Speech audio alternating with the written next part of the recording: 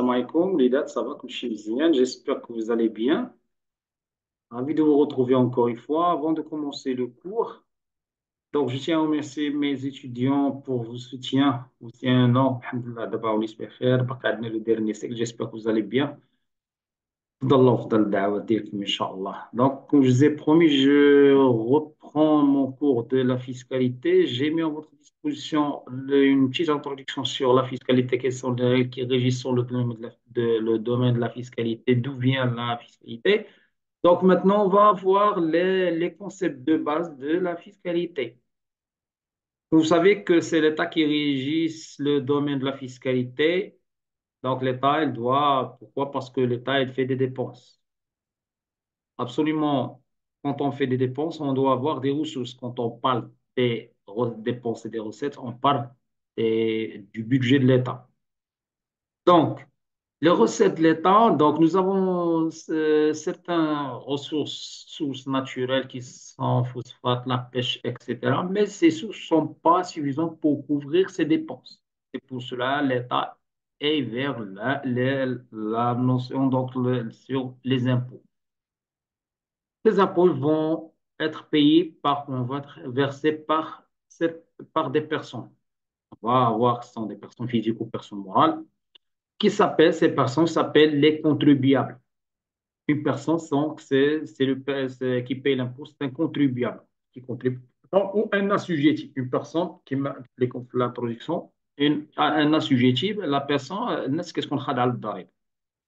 Donc, pour obliger ces contribuables à verser l'impôt à l'État, mais juste que on va forcer ces personnes à payer l'impôt, mais à travers des règles, à travers l'instauration des règles qui régissent aussi ce prélèvement. On va voir la notion de prélèvement. Donc, à travers une loi qui s'appelle la loi fiscale, et plus précisément dans le cadre du Code général qui sont mentionnés dans le cadre du Code général des impôts. Maintenant,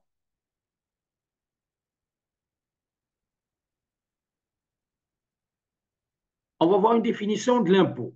Donc, l'impôt est un prélèvement pécuniaire,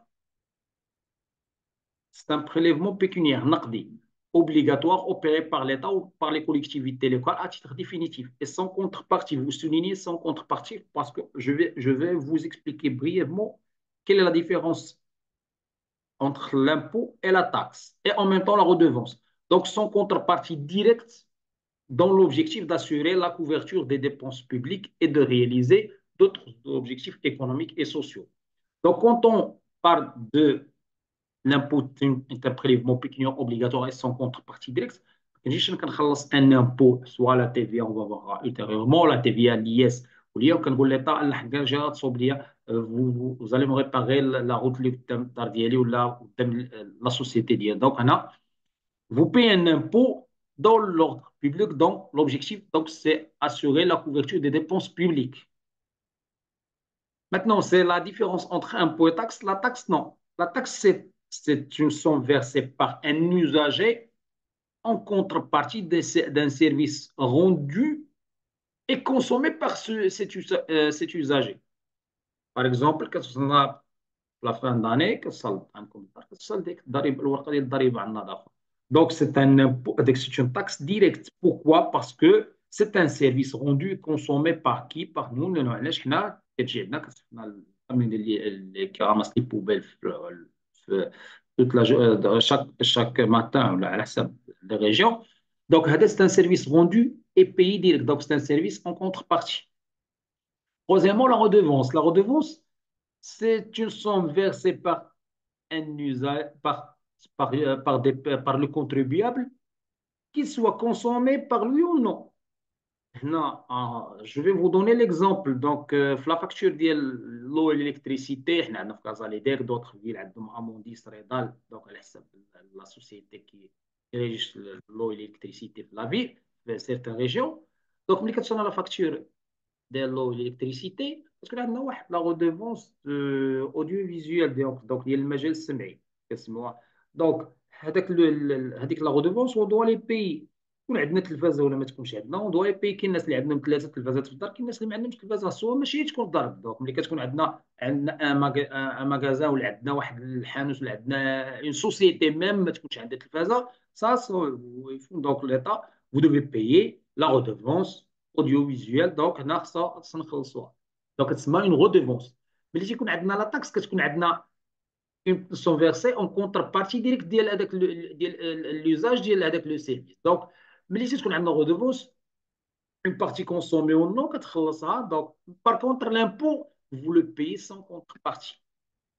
Maintenant, une définition de la fiscalité. Le droit fiscal apparaît comme l'ensemble des dispositions. Je vous ai déjà expliqué cette notion. Donc, c'est l'ensemble des dispositions juridiques relatives à l'impôt, qui sont les règles, les lois et les mesures régissant le domaine fiscal d'un pays. Il s'agit plus précisément des pratiques utilisées par l'État ou une collectivité locale pour percevoir des impôts et autres prélèvements obligatoires. Quelles sont les sources de droit fiscal? Nous avons plusieurs. Nous avons premièrement la Constitution. La Constitution de Soudiana fait les règles qui régissent notre société. يعني le royaume, les règles كلها اللي عندنا quel que soit le domaine. Maintenant, dans le domaine fiscal, nous avons la loi fiscale. Chaque année, il y a une promulgation de la loi fiscale. On a dans le Parlement, on a des dispositions qui sont chaque fois l'État ou le Parlement promulgue une loi fiscale qui existe le domaine. La loi fiscale, تكون عندنا فيه ابارتيغ il y a des règlements aussi des décrets ou arrêtés ministériels. هذوك la loi fiscale ملي تيكون عندنا des ambiguïtés في certaines dispositions, ils doivent être expliqués par les règlements et les décrets et ou arrêtés ministériels. La doctrine administrative, c'est tout simplement la contribution des experts dans le domaine de la fiscalité. Brièvement, donc les commissaires aux comptes, les experts comptables, les directeurs financiers, les éléments.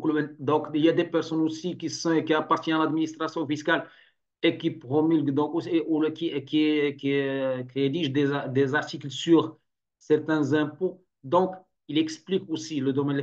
Donc, tous les participants, donc les participants, les experts dans le domaine participent à travers des articles publiés par eux. Et la jurisprudence fiscale, là, c'est dans le cadre d'un jugement prononcé par le juge dans le tribunal administratif.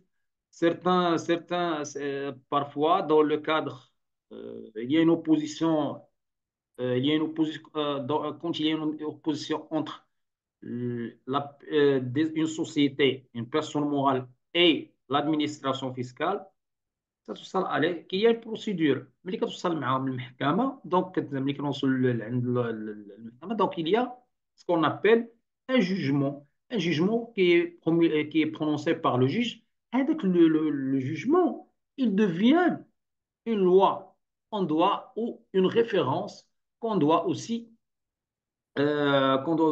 appliquer dans la vie quotidienne, dans la vie donc, de la fiscalité, Inch'Allah. OK? Maintenant, quelle est la structure de l'impôt? On, on- on va entrer dans les techniques de comment on calcule un impôt.